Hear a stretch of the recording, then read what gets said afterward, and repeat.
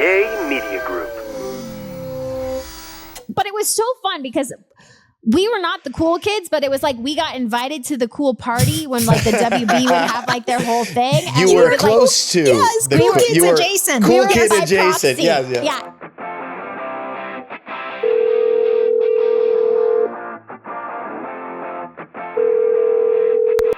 Hey dude, I think the 90s are calling.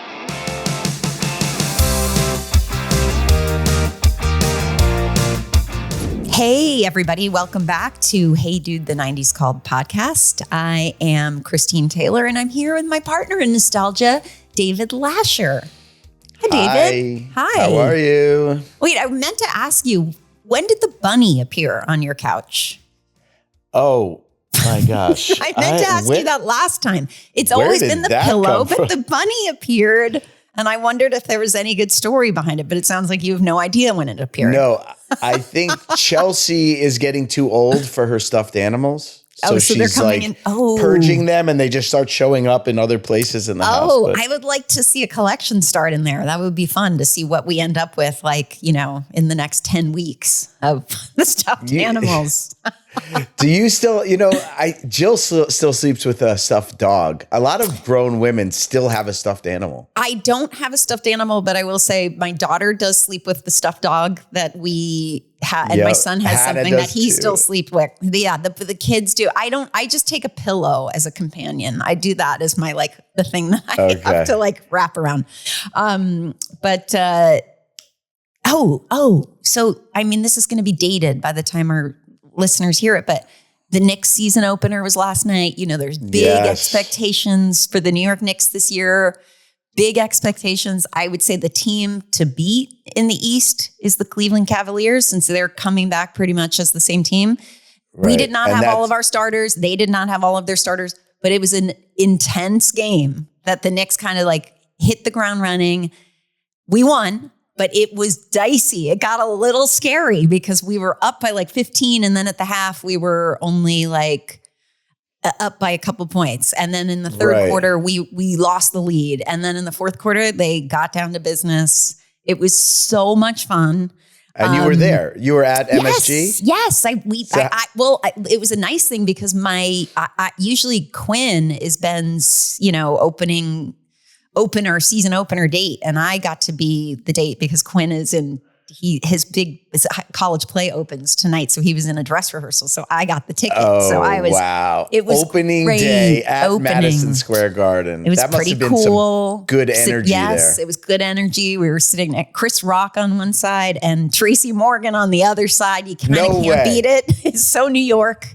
Wait, perfect. How is Tracy Morgan at a Knick game? That's got to be trippy. I mean, I don't know if you remember last year, Tracy Morgan famously threw up on the court and stopped play. Yeah.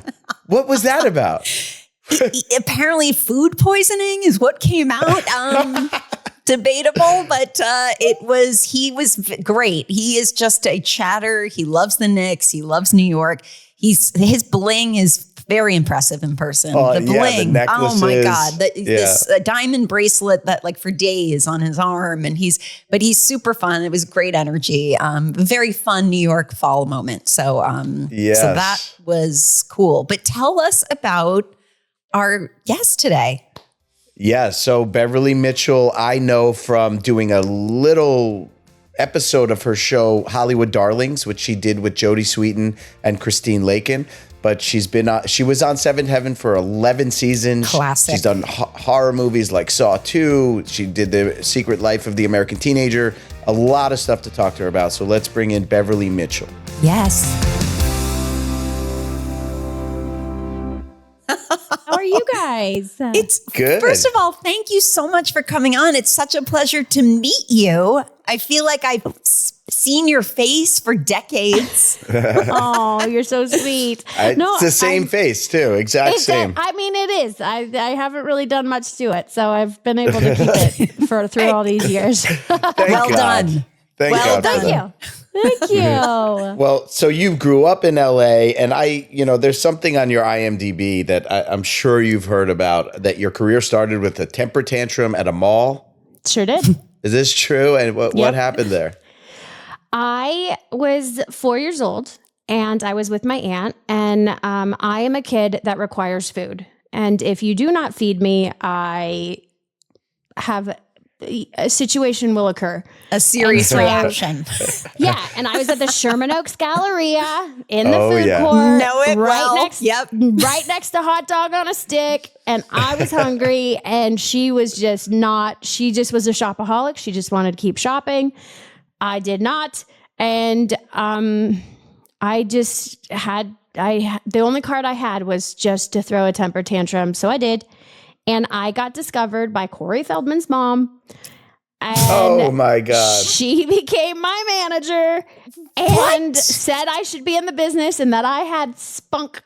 And within like a month, I booked my first national commercial, and then it kind of spiraled from there. I cannot believe that is like, most people would run screaming from the child with the temper tantrum. Most people are like looking the other way, trying to move out of the area. And I love Corey. I didn't even know Corey Feldman's mom was a manager. Maybe at that time. It was at that time. Okay, got it. Wow. I mean, I think she just like she saw something, and then it didn't last long, and then we moved on to getting other management. But it was very funny, and it was.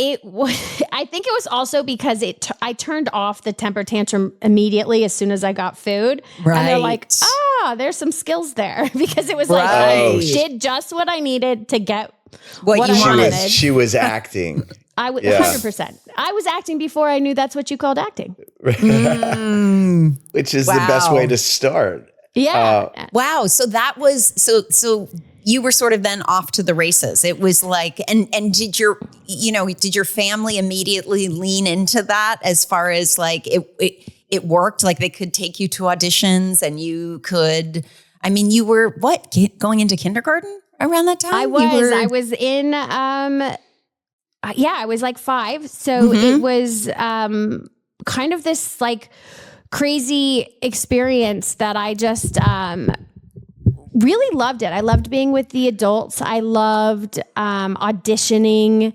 And I was an only child. So for me, that was like really a fun experience. And I just kind of started, and I always knew that like my mom had always told me like, your chance will come, like your big gig will come. And so I kept, I did a lot of TV shows. I did Phenom. I did Quantum Leap and a lot of little movies. And Quantum Leap, that was a good one. Quantum Leap was so much fun. Dean Stockwell, those fans are amazing. Like I was on one episode, and people still remember everything about that one episode that I was on. I'm like, how? Because probably 30 million people watch that show every week. Because it was such a good show. And back then, also, like we talk about this, the 90s were such an amazing time to be an actor, right? There were always other opportunities. You didn't get one, but there were 2 more the next day, and like meetings in person, and you'd see other actors, and you knew your community. It was such a great time. The circuit, the auditioning circuit, where you go and you'd see so many of the same kids that were sort of your archetype, that in the room. You'd look at the list, you'd like, oh, I missed her, but if I don't get it, she's going to get it. Like, I just know. Well, and it was a community. I felt like that was what was so wonderful, is like, I was always rooting for whoever got it, because I was like, oh, like, Jody got that. Oh, Christine got that. Like, I was always excited for my fellow actors. And I always knew that like, I just had to keep plugging away, and my shot would come if I stayed the path and I kept working towards it and I kept showing up. And like, I loved also auditioning. I was like one of those weird ones that like, I loved going into the room. I loved like playing with the casting directors. I loved when they like asked me to do something different. Like, I loved that interaction. So this whole like change of like everybody doing things on tape, and you've lost the connection has been really hard for me, because I also feel like one of the key components as an actor is being able to adjust to what you're given. Mm-hmm. And oftentimes when you're doing things on tape, it's prepared. Exactly what the other person's going to give you. You've recorded it so many times that the whole concept of play has been lost. And I've watched on set when you see actors come on and somebody does a different read than what they're expecting and they don't know how to respond to it because they're like, well, that's not how it is in my head. So how is this?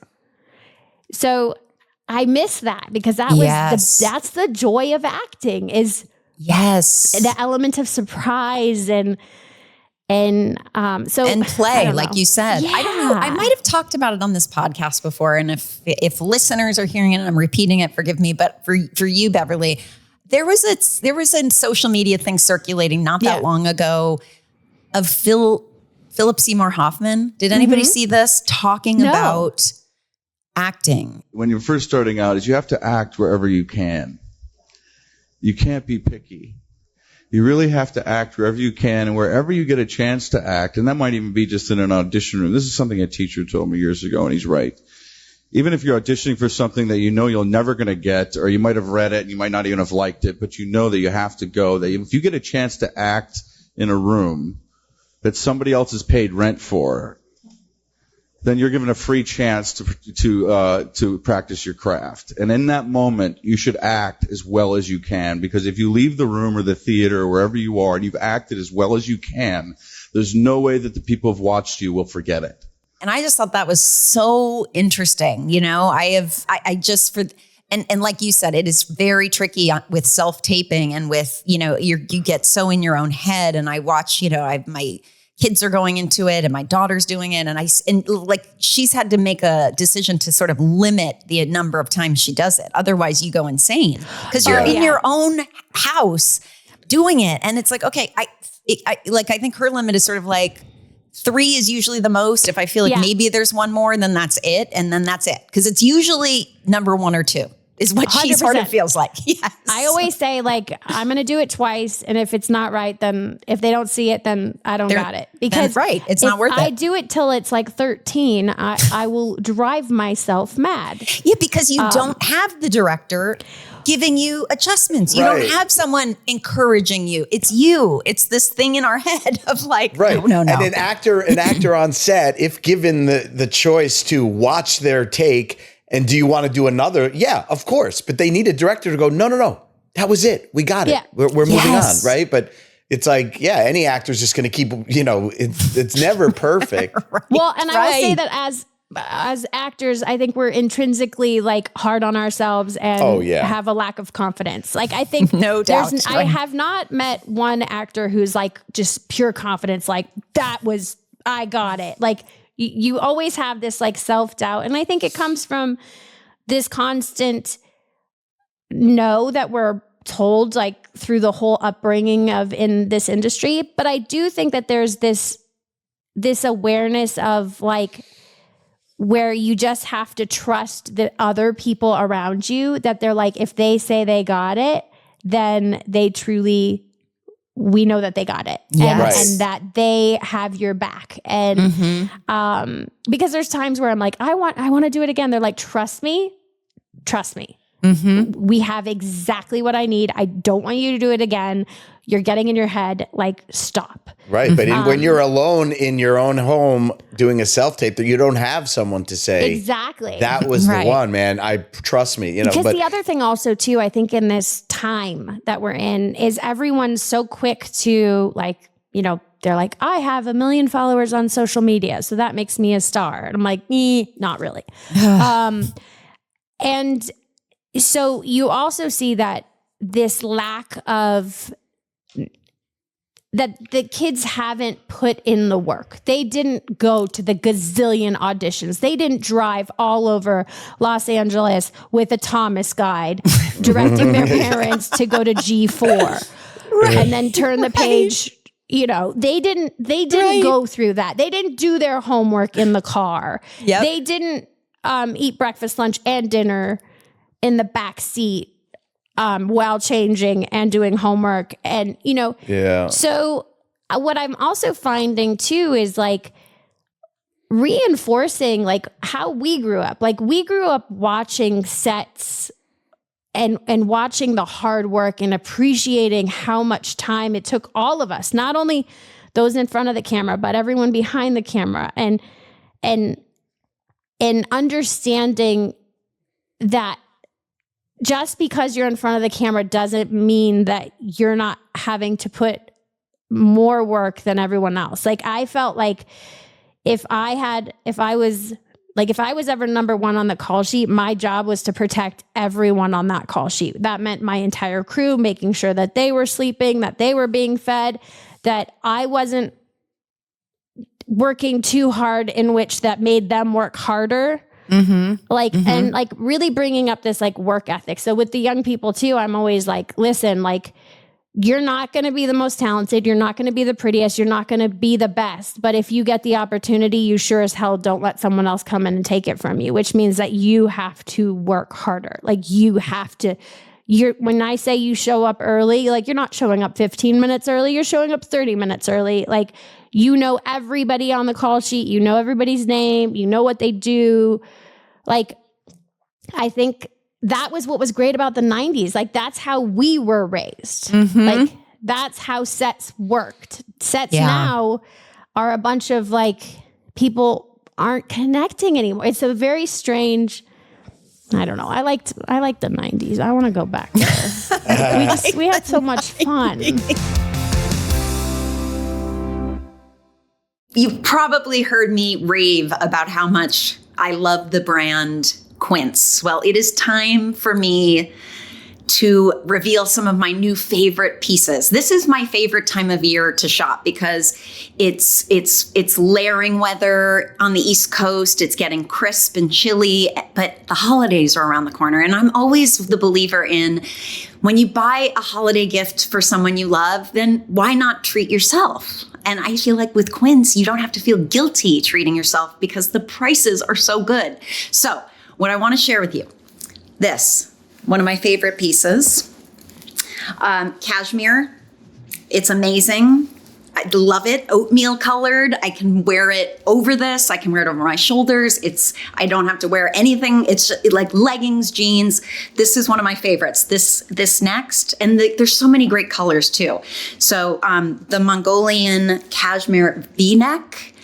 There's beautiful jewel tones. There's a burgundy that I got. This is a blue one that I have here, which I love. And the Italian wool coats. I got an Italian wool stand collar blazer for $100. By the way, this sweater, $50.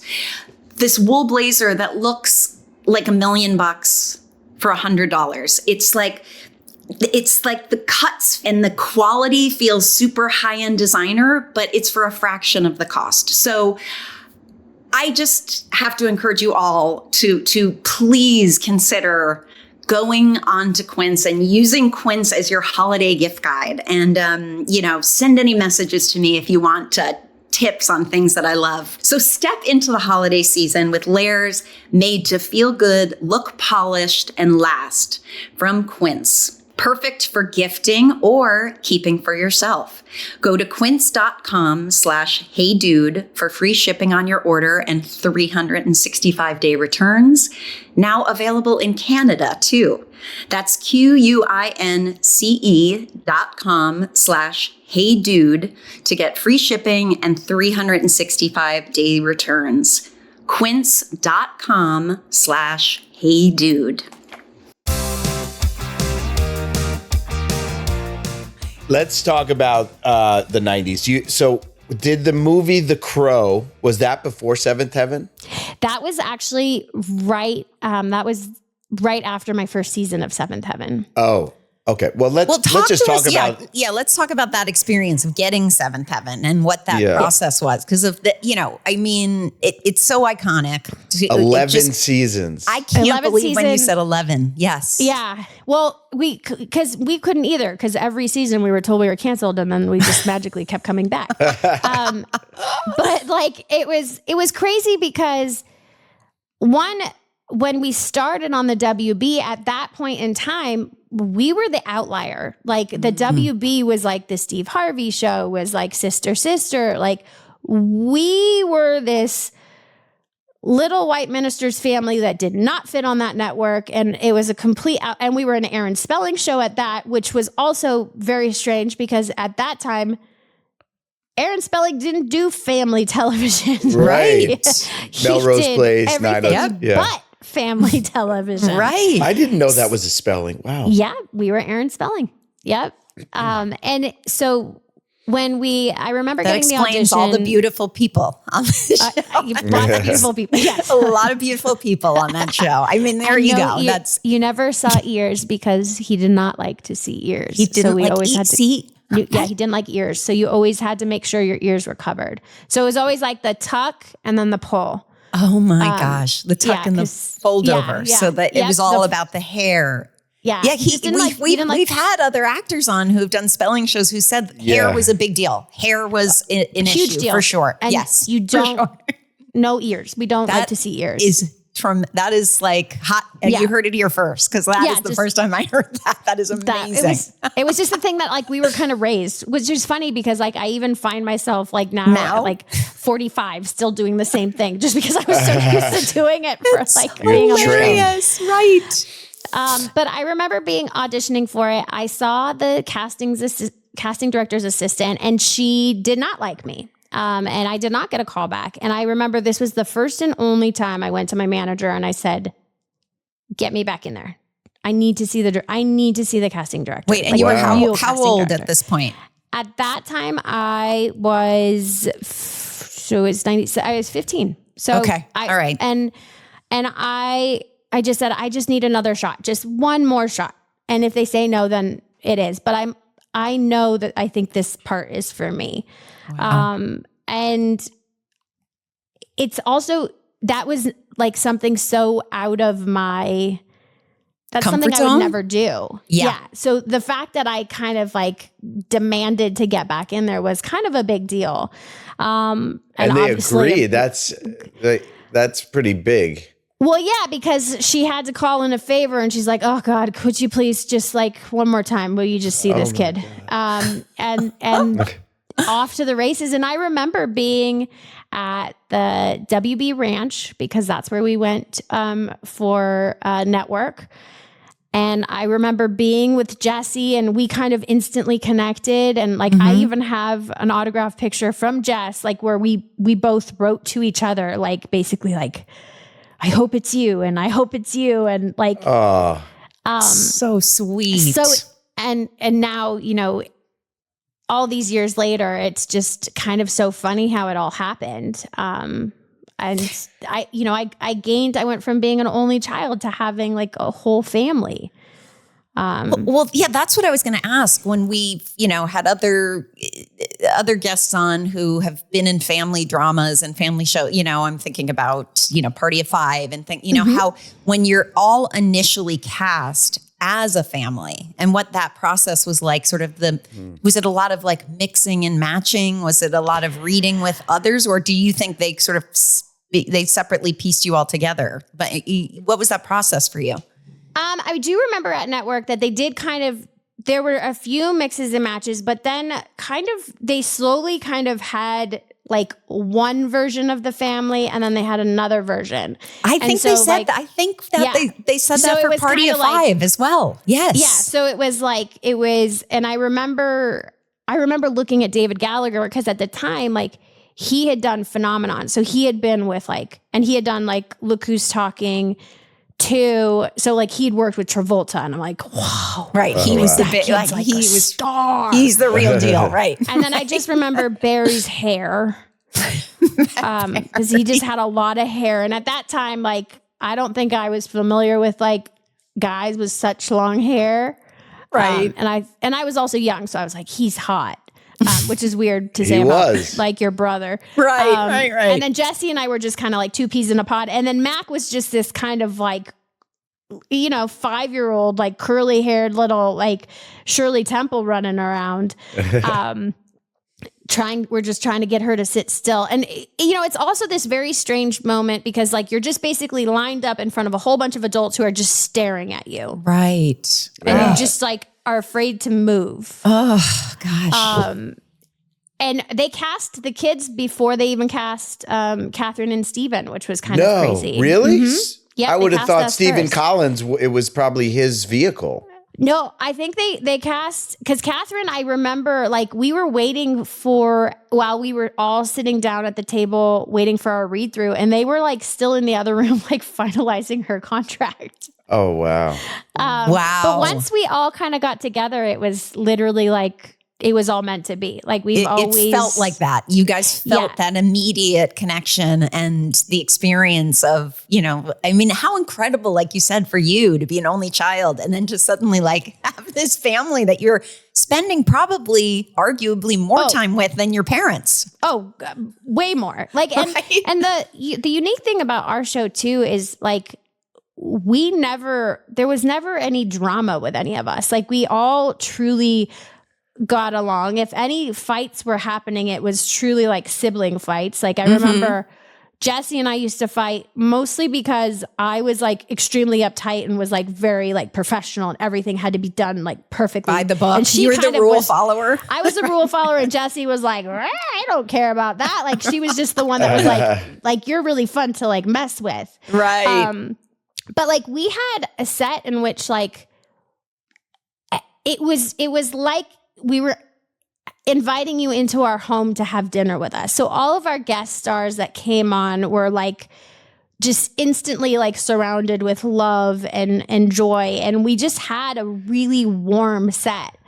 And it was actually very difficult for me to realize once that how special that was. Like how other sets had competition between, actors and some people didn't get along and they didn't really enjoy working together. And our set was like, we were always just these like goofy golden retrievers running around, just so happy to be working. And we were also on our own because we were in Santa Monica, like at an abandoned warehouse, like off of Exposition that like nobody was around us. So we were on our own little island. Oh my gosh. So you weren't even on the Warner Brothers Ranch? Nope.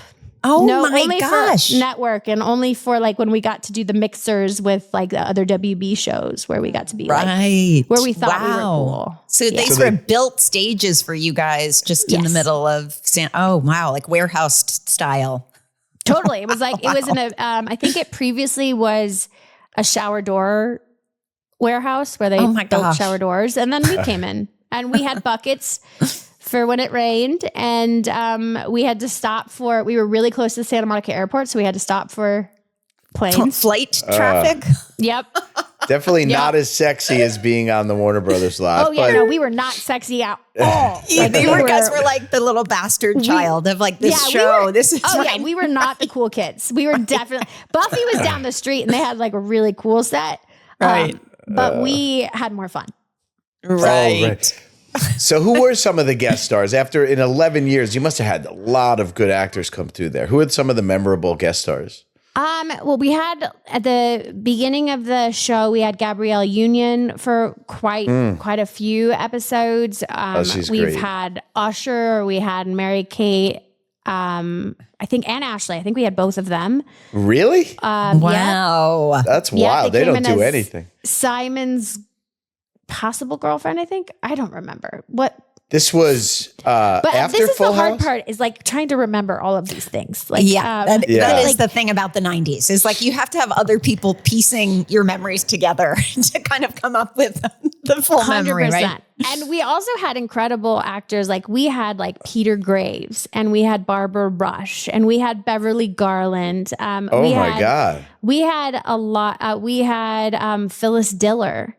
Whoa. So like we had legends. God, we had so many amazing people. And I also, what it was really cool too, is even when we were so young and we were working with these legends, like their presence on set and what they taught us on like how to behave on set, how to show up, how to speak.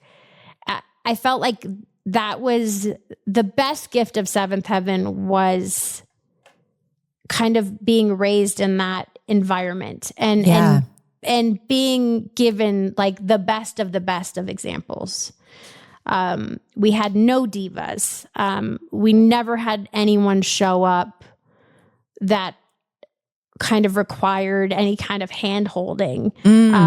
Everyone kind of came in and like knew their place and were phenomenal at like, getting the job done. I mean, we were on a show that was a drama. So we were supposed to be an 8-day shooting cycle. By the end of the show, we had got it down to like, I think it was like 5.5, 6 days. And most of the time we were done before lunch, and we would hold to do one shot after lunch. So that way we would kind of like at least get the 8 hours for the crew. But like, we were remarkable. We were fast paced. We all got our jobs done. I mean, we got to go home. How far in when you started to see that sort of turnaround? It was when I think the beginning, it was not like that because we had so many kids on the show. But once kind of the kids grew up and we weren't dealing with like schooling hours, we definitely got a lot faster. Wow. But like we were the show that like our crew, and that's the big one, our crew was able to go home and have dinner with their families. That's unheard of. Our television is the hardest job in the entire business. I mean, it's 12 to 14 hour days and it just never ends. Right. But that's crazy. At the height of like, the last few seasons, our crew literally got to go home and actually be with their families and have dinner. And I remember like that gave me so much pride because we would work so hard and so fast. But I knew the gift that we were giving our crew and their families was that they had time together. And what's also remarkable about Brenda Hampton, who was our executive producer, she was with us the entire 11 seasons. Wow. She was. Oh my God. Not only that, when our show finally did end in season 11, she went on to produce the Secret Life of the American Teenager, and she took our crew with her, which therefore meant the whole family stayed together. And that same kind of ethic and kind of fast pace like continued on over there as well. And you did that show also, right? I did. I got to go over there, which was funny because originally she was like talking to me. She's like, I'm going to have you come over. And I was like, cool, thank you. Oh my God, I get like another job. And she's like, I need you to talk to these kids. And I said, well, yeah, I'm the counselor on the show. So that's my scenes are going to be with the kids. And she's like, no, not on screen. I want you to talk to them. I want you to talk to them about how to do this and how to be smart and make smarter choices and how to respect this process. I was like, wait. Did you bring me on for like the acting or did you bring me on to like coach these kids? And she's like, personal coach. She's like, both. She's like, I just want you to talk to them. She's like, they're young. This is the first time a lot of them have ever had a job like this. And I just think that you should talk to them. And I was like, okay. That's very smart, actually. Brenda was one of the writers on Blossom. Yeah. I remember she was so awesome. She's special. So smart. She is so funny and she is so loyal. Like which is a rare quality, but like if Brenda calls me for anything, I will just show up. I don't ask questions. Yes. The answer is yes.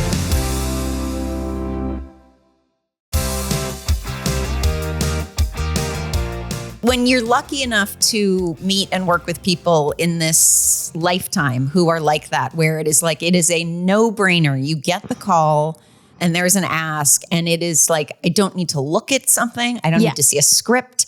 Yeah. To be able to be in your orbit and spend time with you. And when that has been earned mutually is so special. And like, I think one of the greatest gifts. And I mean, what a compliment to you for her to, I mean, that speaks volumes to somebody who watched you grow up. Because by the way, growing up as, you started that show at 15. When we did our show, Hey Dude, we were a little older. We were like 16, 17, but like finishing high school. I mean, teenage years are not easy. They're not easy to do it, let alone put a camera in front of you and you're like, body is changing and you're hormonal and there's, you just are like uncomfortable in your own skin. And for you to be in a place that felt safe and that with people surrounded by people you loved, to me, I mean, that just sounds like, and like you said, you almost like didn't quite even know it until. I didn't know that I hit lightning in a bottle. Most sets are not like that. Well, you were in an airport hangar out of Hollywood. Yeah, we were so far, and it was also incredible too, because I also remember that Brenda had the grace and understanding of like when, obviously our show as we're growing up, like she's grabbing storylines from like what you guys were dealing with at that time. And after the first season, my best friend had passed away in a car accident. And I remember in season 2, Brenda came up to me kind of after the dust had settled a little bit. And she said, I'm going to ask you something. You can say no, but I would like to do an episode kind of around what you experienced because I think it's an important story to tell. Can you and are you willing to share? And I think at the time I just was like, yep. I didn't even think about it. Right. Didn't cross my mind. I wasn't in a place in which I could like really process like what the ask was. Sure. But I was so grateful for her. I think she also knew me well enough to know like, Bev's not really processing this. Like, so we're going to help her process it in the way in which she knows best. And it was in that episode where I think I like finally like lost it. And I feel I can honestly say that was not acting. That episode was not acting. That was the first time I actually processed it. But my safe space was always in front of a camera. So I always felt more comfortable in front of a camera than I did outside. So I still to this day where this probably wouldn't work for everyone, but Brenda knew that it would work for me. And I'm so appreciative of it because it's one of my favorite episodes, not only because it's obviously close to my heart, but because of the impact it had on other people who experienced similar loss and the allowing that story to continue and have a bigger meaning and a bigger opportunity. But that again just goes to show you like how in tune she was with us, which again, having a showrunner and executive producer that is like that dialed in and knows her cast that well and is so connected to us was just... Yeah, it elevates the work. That episode must have been so powerful because you were going through it personally and it was being filmed. Yeah, and I just also remember being in a completely safe space because those were all my people. Like I had like 100 moms and dads all around me there to like support and love and to protect me and to like I never felt that I was giving up anything other than like the thing that I was holding on to that needed to be released. And I was given a space in which to do it. And I was so grateful for that. And I was so grateful for the opportunity to tell meaningful stories. Well, that's what I was just going to say. I was just thinking about it. Like it's almost when shows like yours, and I think of Party of Five and and My So-Called Life, which we had Wilson Cruz on a few weeks ago. And I think of these shows that really came in the 90s. I'm thinking, I'm older than you. And I was like, late 70s, 80s television kid. And I'm trying to, and the shows that I watched and what informed me, even as a performer, as I'm thinking about this, were, I was drawn to comedies. I loved comedies, but there were not shows. Like I loved the Brady Bunch in reruns, but that was not a drama. That was, family stuff and funny things. But for you guys to have the opportunity, and it was like when you think about the 90s and you think about that period of time when these shows were really cutting edge and pushing the envelope with storytelling that was very different than shows we had been used to watching. There were a lot of soap opera, like nighttime dramas that people love to watch. And like you said, the Aaron Spelling world of like almost fantasy of beautiful people. And, I'm thinking of like Knots Landing and Dallas and those shows in the 80s that those were like nighttime soaps. And, but to be able to, for kids, and now all of our kids have access to so much great, but it's because of shows like yours and shows like that did take risks in the 90s, and networks decided to keep on. Like you, going back to what you said, every year you didn't think you guys were going to get picked up. Yeah. Well, we were constantly told that, like, we were not the hot and sexy show. And we were in this very strange space because at that time, family television was kind of like questionable. People were like, what? Family television? Like the concept of a nuclear family sitting down to watch one show and finding a connection with multiple character was like very strange. It was a very strange concept.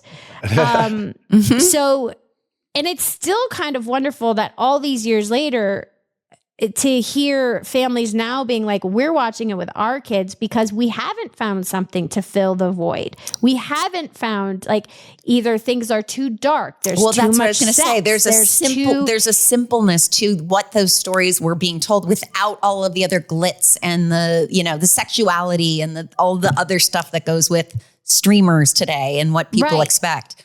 And because we had such a large array of ages, so we had everyone from, like, Mac started, she was 5 when she started, and all the way up to Barry was supposed to be 18. That's questionable. But anyway, but like you had, so and what's funny is, like, now that we've kind of started doing the rewatch and we've been doing our podcast and kind of rewatching, where a lot of us haven't seen these episodes. Right.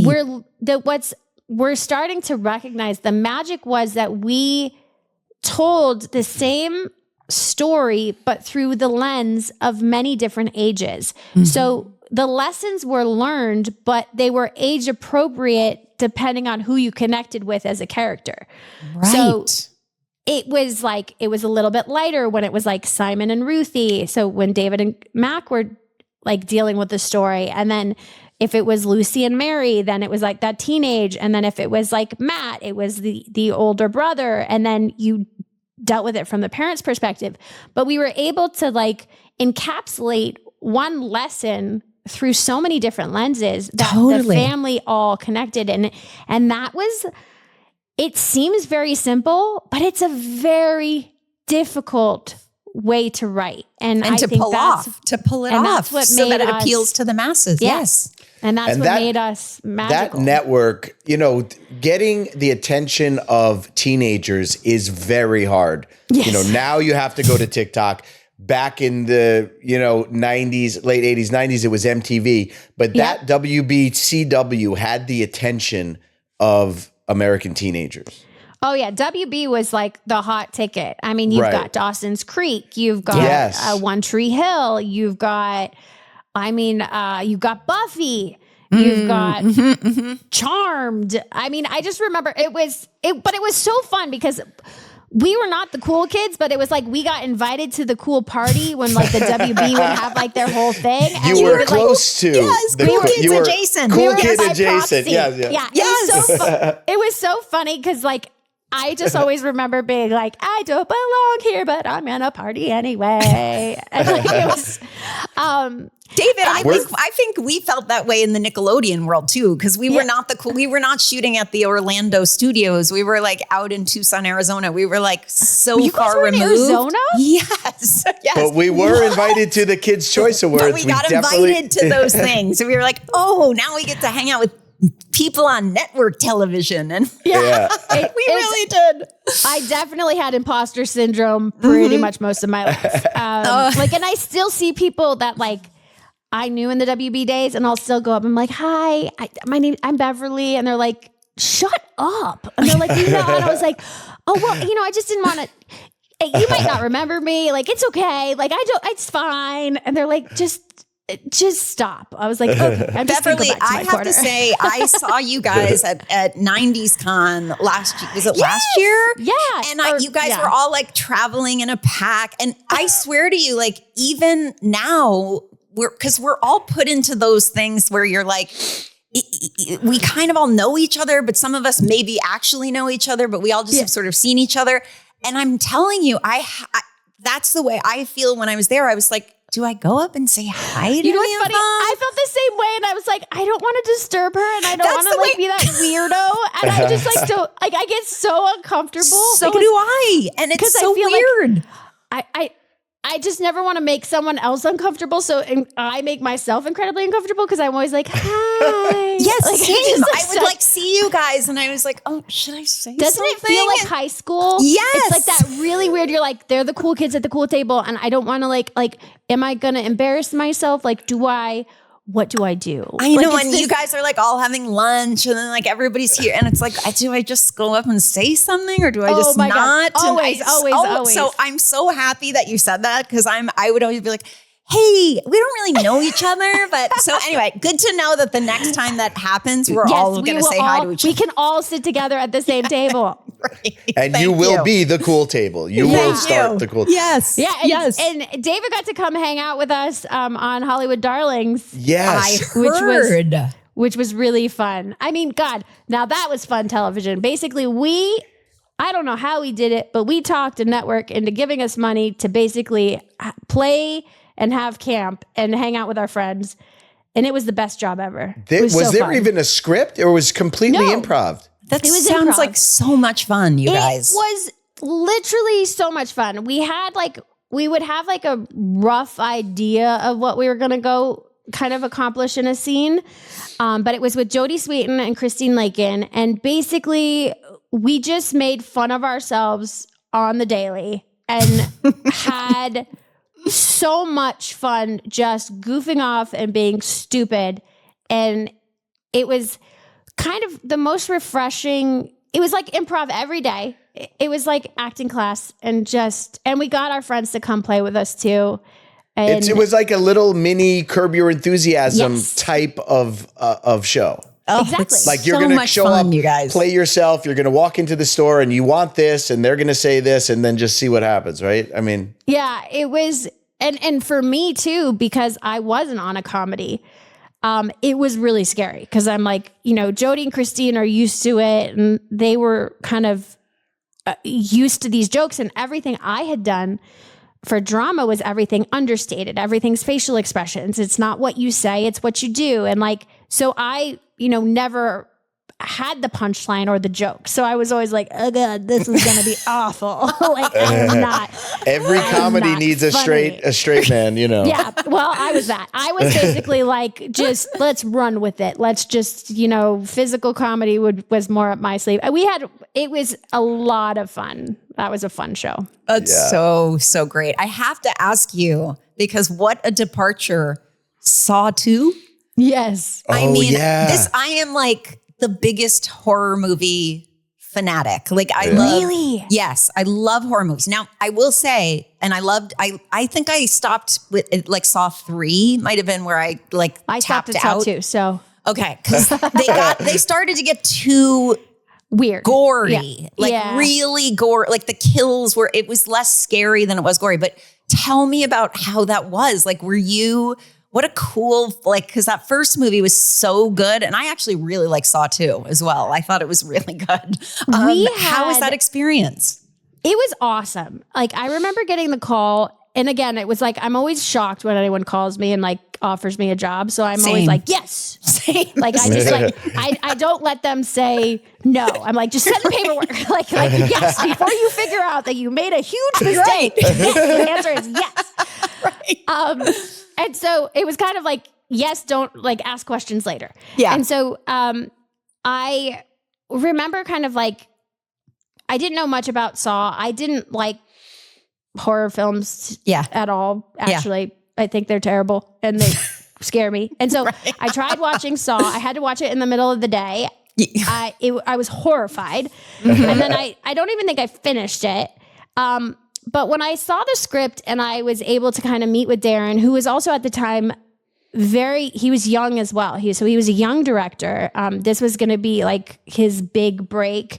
And I was so excited because it was this opportunity for us we actually shot it in chronological order. So everything in the house we shot chronologically. So it had this unbelievably fun opportunity to really engross yourself in the world because we were able to watch the world grow with us. And as an actor, for most of our listeners, like, this is a very strange and unique experience. That does not happen. Nobody shoots anything chronologically. You're always trying to remember what you did a month ago and how upset were you and like what were you feeling on that day, which is a talent all on its own. But for this film, it was so impactful because it really kind of created this wonderful community between all of us as actors. And we were really able to build these relationships as we were shooting. Yeah. So everything that we felt was like even more elevated. And then I would imagine if you're shooting it chronologically, then when every actor would it was devastating. Die and get picked off, that it was like goodbye to them because you're not going to see them. Oh, right. They're done with work. You really felt it. No, you definitely felt it because you've literally bonded with these people. So you're not a sat up for the first one. You're like, well, all right, well, you didn't last very long. Like, see ya. But like, as you're like progressing, you definitely are like, those relationships are also continuing to grow because again, this film, we are strangers in a house. And as we're shooting, we were strangers that were just meeting and connecting as we're learning to film this. In a horror movie. Right. Yeah. So it was such a wonderful, like, I just remember also being so excited. I'm like, make me uglier, like more blood, more stuff. Like, let's get go. into it. Yes. I like loved it. Show my ears. Let's show my ears. We did. We saw my ears. It was like amazing. I'm like, the first time Beverley Mitchell's ears have been seen on camera. There's blood on my ears. Like, it was so fun. How did you die? How did your what did your character go through? My death was not as exciting as everybody else's. Oh no, would you get strangled? No, I died of gas. Oh yeah, that's not as good. That's not as good. I just kind of like have a seizure and just die. I mean, I did have to put like the pellets in my mouth to make me foam. Yeah, the seizure foaming at the mouth. Yeah, I had to do the seizure foaming. But most people in these movies get like dismembered in the most vile, disgusting ways. Right. Like, how cool would that be to get your head chopped off? Yeah. Well, like you get like burned in the crematorium, like the incinerator, or like you put your hands through things and they like cut your. Oh my! Oh yeah, disgusting. Or like you get thrown into a needle pit. Yes, exactly. The needle pit. Claw that like rips your skull. It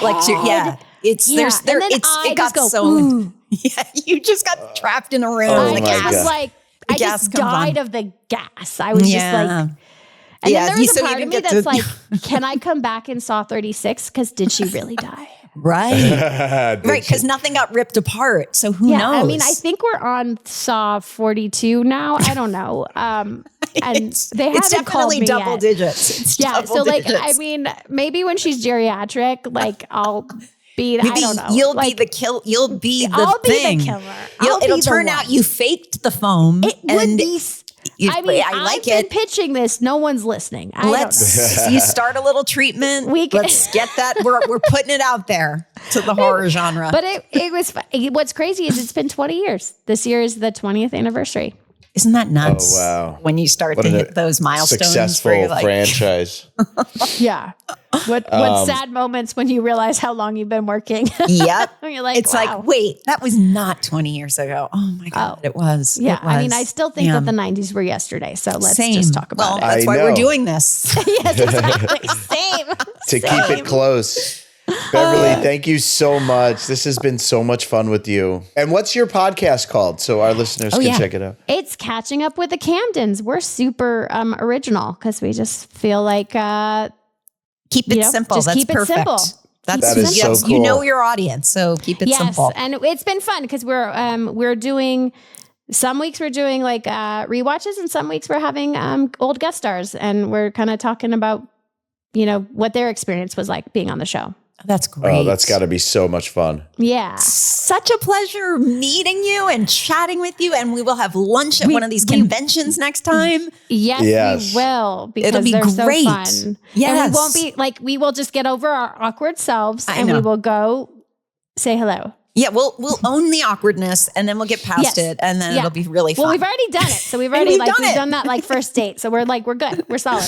She was so great to talk to. I love fun. meeting new people that I've watched for years. I mean, we've always talked about this. We know a lot of our guests that come on and then we get deeper into things. But this was the first time I had ever really met and chatted with her after seeing her for so many years. And what a fun she's great. I really I love how normal she is too for somebody who grew up in the business from the age of 4, So down to earth. And so seems even like when she was in the midst of WB, mania, that she was very level headed about it and didn't seem like she had an ego about all of it. She felt almost like the outsider, which I think is so cool, to stay humble through the whole thing. Yeah. And just the experience for them all to have, and I really believe her when she's like, there was no drama. I mean, we genuinely, the crew, the cast, we all loved each other. Well, and I didn't want to bring this up, but Jessica Biel in People magazine talks about how she was completely intimidated by Beverly. Really?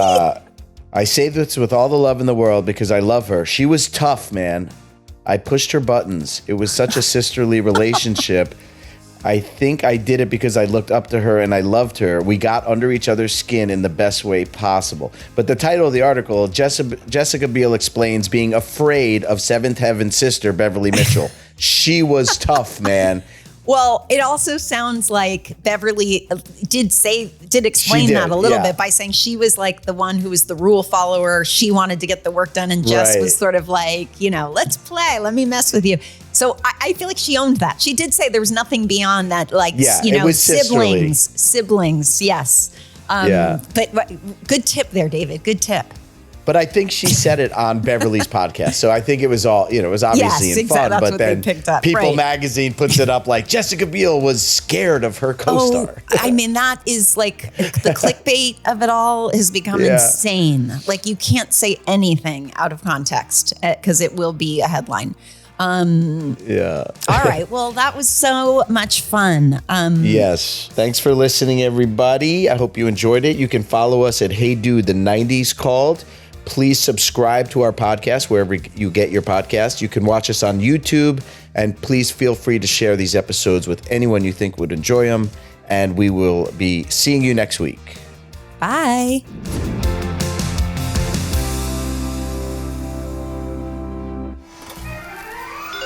Yay Media Group.